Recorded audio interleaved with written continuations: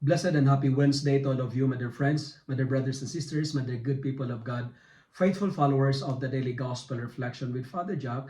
My dear kababayan, today is March 12, 2025, and today is Wednesday within the first week in Ordinary Time Year C.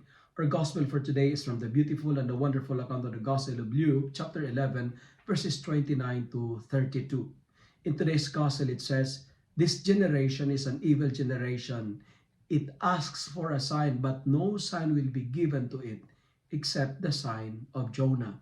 End of the quote.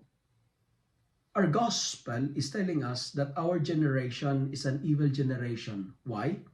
What makes our generation evil?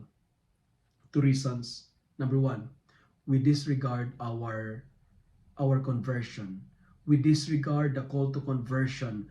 We were comforted by our evil ways. We don't care to change our lives anymore.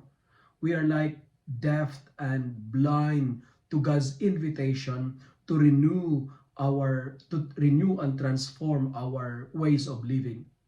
And it is the absence of God in our life that makes our generation evil. Second, our generation is evil because we postpone and delay our conversion. We always delay it to the point that we forget to do it. We always have the tendency to procrastinate but entertain harmful pleasures in our life. But friends, delaying our conversion is not the answer. To postpone our conversion is not the solution. We are called to listen to the messengers of the Lord. We are called in our responsorial psalm for today. It says, "If you hear God's voice, harden not your hearts." Like the people of Nineveh, believe in God. Let us turn from our evil ways. Let us live in humility. Because even the king, he rose from his throne, removed his robe, covered himself with sackcloth, and sat in ashes. This is a gesture of humility, and this is what we need now to remove our pride and to replace it with humility, to reconcile with God, to return to Him, and to transform our evil ways. Our generation is evil. Yes, it is evil, but the good news is this: we can save our generation by turning to the Lord. We can save this evil generation by renewing our life and trusting the Lord.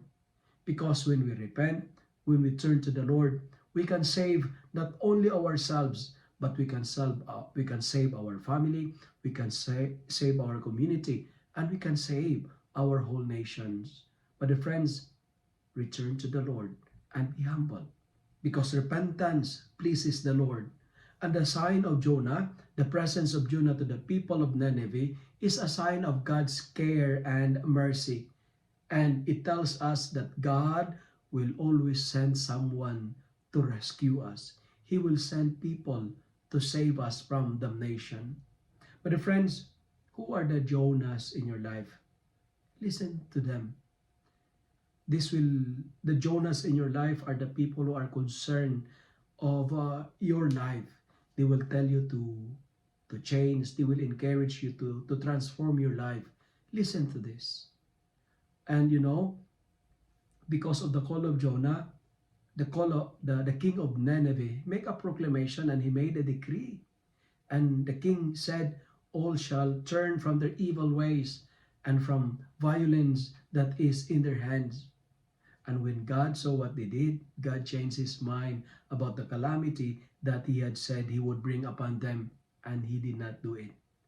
But friends, when we turn to the Lord, when we change our evil ways, when we change our wicked ways, God will spare us from any dangers and harms.